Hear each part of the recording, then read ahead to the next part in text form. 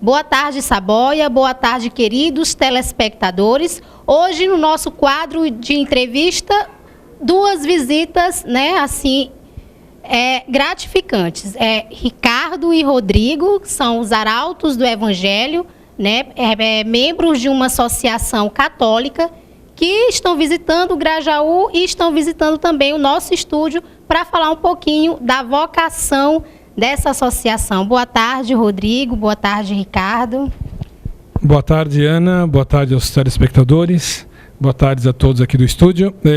Nós realmente estamos já uma semana aqui na cidade tão calorosa, no termo de calor, mas também de recepção. Fomos muito bem acolhidos há uma semana já aqui em Grajaú. Estamos visitando toda a Diocese de Grajaú, né? Ela vai desde ali de Sítio Novo, até Tuntum, Dom Pedro. É uma diocese muito grande, muito extensa, e que teremos a alegria de até o dia 10 de dezembro estarmos percorrendo as famílias, visitando as paróquias, as comunidades, com muita alegria. Ricardo, vocês são natural de onde? De onde vocês vieram? Quem são os arautos do Evangelho? Boa tarde, uns 18 anos já. Eu sou nascido no Japão. Meus pais são bolivianos, têm ascendência boliviana. E nos arautos do Evangelho já estou há 7 anos já. É uma caminhada de muitos anos, não é, Rodrigo? Então, a nossa formação, Ana, ela é comum de todo sacerdote, né? Tem a formação filosófica, formação teológica e a formação pastoral. Então, o Ricardo está me acompanhando há 3 meses aqui em missão. Eu já estou fora de São Paulo desde o dia 14 de janeiro. Saímos de São Paulo de carro, 3.000 quilômetros até São Luís. Terminado esse período, aí nós retornamos. No caso, eu inicio a teologia e o Ricardo a filosofia. Rodrigo, mas como que é a vocação dos arautos do Evangelho? É uma vocação leiga, uma vocação sacerdotal? Quem são as pessoas que participam dessa associação? Pois bem, esse é o plano de Deus, a prática da virtude e os mandamentos da lei dele, que são apenas 10, e está resumindo todo o comportamento humano. E o nosso fundador, desde menino, ele sentia dentro de si um chamado muito grande para, de alguma forma, encaminhar a juventude para a prática da virtude. Então, no final da década de 50, início da década de 60, ele com outros formaram um grupo de leigos, né? Apenas eles eram fiéis, católicos. Começaram a estudar a liturgia, estudar o canto gregoriano, estudar a doutrina católica, o catecismo da Santa Igreja. E então, já na década de 60, por volta do ano de 67, para ser mais exato, eles constituíram um núcleo que viviam em comunidade. Foi o primeiro passo, foi a semente do que hoje é o nosso instituto. Eles resolveram viver em comunidade e também não com votos, porque ainda eram leigos, mas com propósitos muito bem levados de pobreza, obediência e castidade, que hoje, reconhecidos estatutos, hoje aprovados pela Santa Sé, já são votos. Então a gente passa a viver um estado de vida religioso, né? E nascido em São Paulo, hoje, graças a Deus, já se espalhou, estamos em outros lugares do mundo também. Quem é a senhora que vocês levam, né? Quem é essa imagem, o que é que ela representa e por que a Senhora de Fátima? Então, o Ricardo está tendo a imensa honra de poder segurar aqui esse oratório dessa senhora com S maiúsculo, que é Nossa Senhora de Fátima, né? Esse oratório, ele foi abençoado pelo nosso saudoso Papa São João Paulo II em fevereiro de 2001, em Roma, exatamente na ocasião em que recebemos dele a aprovação pontifícia do nosso estatuto. Por isso que aqui ao peito também nós levamos esse símbolo, que aqui resume as 3 principais devoções que todo fiel católico deve ter, que é o amor à Eucaristia, né, a Santa Missa, amor filial à Nossa Senhora, que nos foi dada como mãe aos pés da cruz, e aqui um par de chaves com uma coroa, que é o símbolo da autoridade pontifícia, não é? É Nosso Senhor quem diz: Pedro, tu és pedra, sobre esta pedra eu irei edificar a minha igreja. Então esse poder das chaves, tudo que ligares na terra será ligado no céu, tudo que desligares na terra será desligado no céu. Então, dia 22 de fevereiro de 2001, o Santo Padre ligou o nosso instituto na terra, Jesus é fiel à promessa dele, ligou no céu. Então, houve um crescimento enorme. E esse oratório, então, ele tem a bênção do Papa para que possa exatamente visitar os lares, hospitais, escolas, creches, asilos, como tem sido feito esse período todo aqui, com muita alegria. E vocês já visitaram, né, levando esse símbolo em vários lugares, né, Rodrigo? Estivemos aqui, né, na delegacia de Grajaú, junto com a pastoral carcerária, que, por sinal, é louvável o trabalho que elas fazem de 15 em 15 dias, visitando a eles, inclusive auxiliando com material de higiene pessoal e com medicamentos, sobretudo com carinho, com muito amor. Eu já estive visitando outros presídios, delegacias, mas essa pastoral daqui, olha, foi assim que eu senti realmente um amor, um carinho por eles, os detentos, que realmente até eu mesmo fiquei emocionado, porque um desejo de fazer bem, certo? Vendo que, infelizmente, são réus, foram condenados por crimes que praticaram, mas a essência deles é a essência humana. Ali tem um ser humano, ali tem um filho de Deus que errou, como todos nós somos passíveis de erro. Eles estão diante de Deus, diante dos homens, pagando a sua pena. Mas acontece que existe essa filiação divina que é por onde a pastoral carcerária olha para eles como um filho de Deus, como um ser humano. Quem viu os arautos do Evangelho, os dois rapazes aqui são seminaristas, né, estão formando, né, no sacerdócio, estão ao caminho do sacerdócio. Se perguntaram quem são eles, que vestimentas são essas, por que usarem umas roupas, né, os hábitos tão diferentes do que a gente tem costume de ver aqui em Grajaú, que são os frades capuchinhos, que aquela bata marrom já é costume todo mundo olhar, e a bata também dos sacerdotes diocesanos. Mas a dos arautos, ela tem um significado, e o Rodrigo vai falar para a gente, né, Rodrigo? Então, o hábito glorioso dos capuchinhos, durante décadas e décadas que foi visto, né, marrom, um cordão, 3 nós, a famosa sandália franciscana, o nosso tem, de fato, uma característica um pouco peculiar, né? Nós temos aqui o escapulário, esse tecido marrom, é o escapulário de Nossa Senhora do Carmo, né? Que é o mesmo que muitos devotos usam, aquele pequeno no pescoço, um cordãozinho com a frente e atrás, né? Aquela imagenzinha de Nossa Senhora do Carmo e o Sagrado Coração de Jesus, tem o mesmo valor.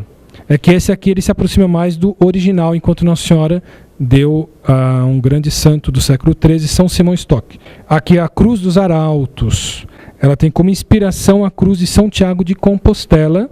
Então o vermelho significa o amor, a perfeição, a dedicação. O branco é a cor que caracteriza a pureza. Todos nós somos celibatários, não? Ou seja, nós vivemos uma vida de continência, não contraímos matrimônio, né?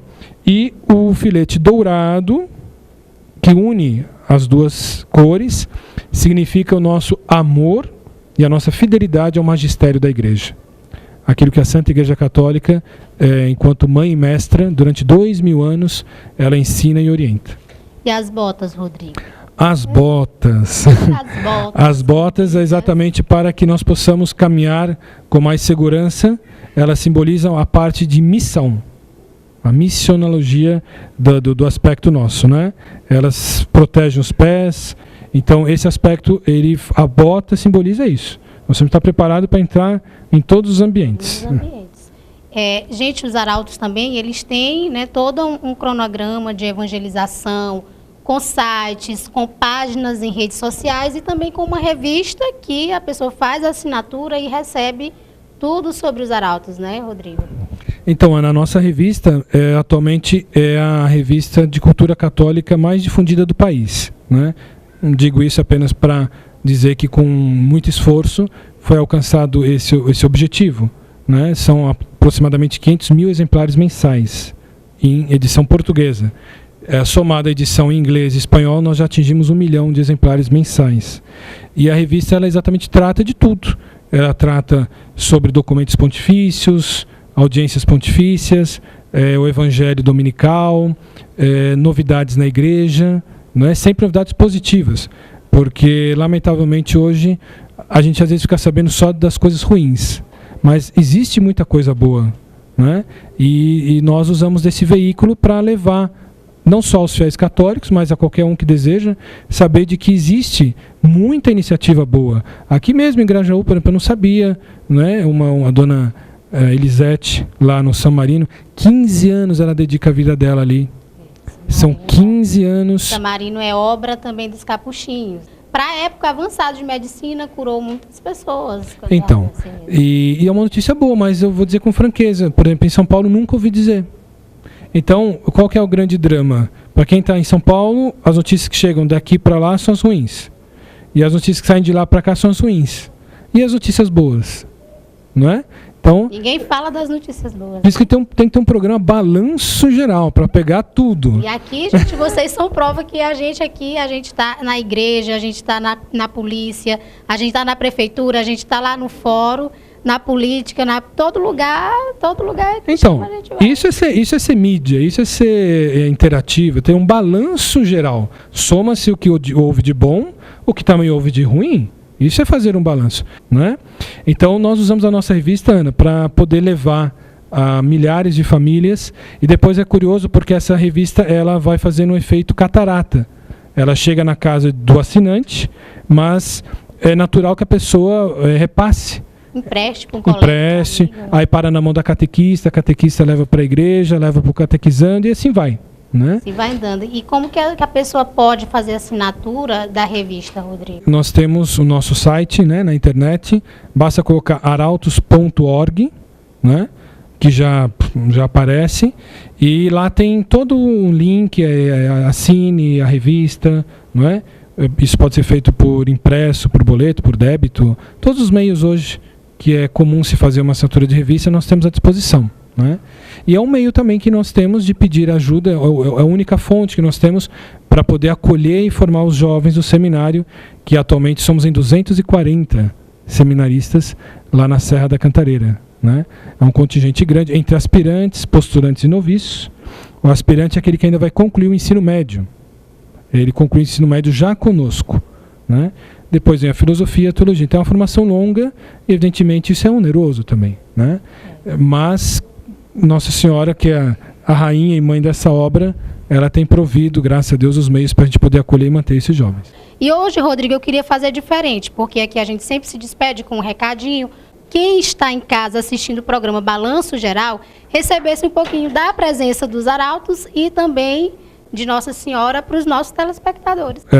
A gente já agradece a oportunidade de estarmos aqui, mas o recado que eu diria seria o seguinte: se a gente pudesse escolher a nossa mãe, é certo que a gente escolheria a melhor, ou seja, aquela que Deus nos deu. Mas ele, sendo Deus, ele pôde escolher uma mãe. Então ele caprichou, ele esgotou toda a capacidade de que poderia uma criatura humana ter de bondade, de santidade. Ele esgotou em Nossa Senhora. Isso a teologia assim afirma. Né? Só que Deus nos deu ela como mãe.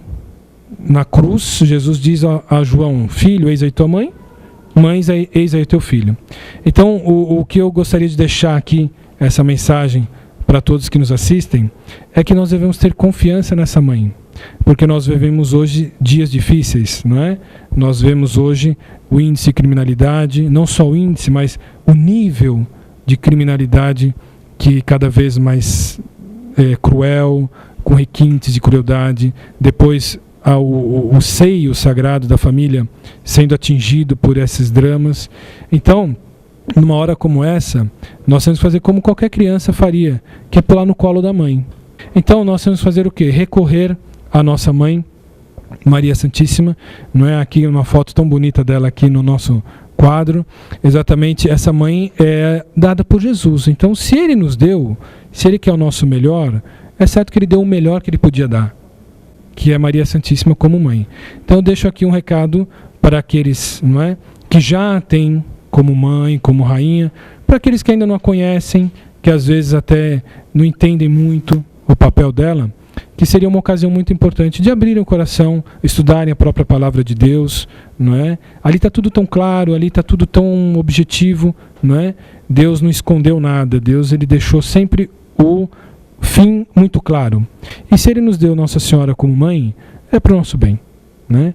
Então, acho que ficaria aqui um recado para os nossos telespectadores desse programa que a gente percebe que é feito com muito carinho também, com muita seriedade, de que conheçam melhor a Maria Santíssima, só tem a ganhar. Quem tem Maria como mãe, é certo que vai ter Deus como Pai, Jesus como nosso irmão e Redentor. Muito bem, então hoje nós falamos de coisa boa, de coisa muito boa, e quem fica agradecido é toda a nossa equipe pela visita. E fiquem com o Saboia.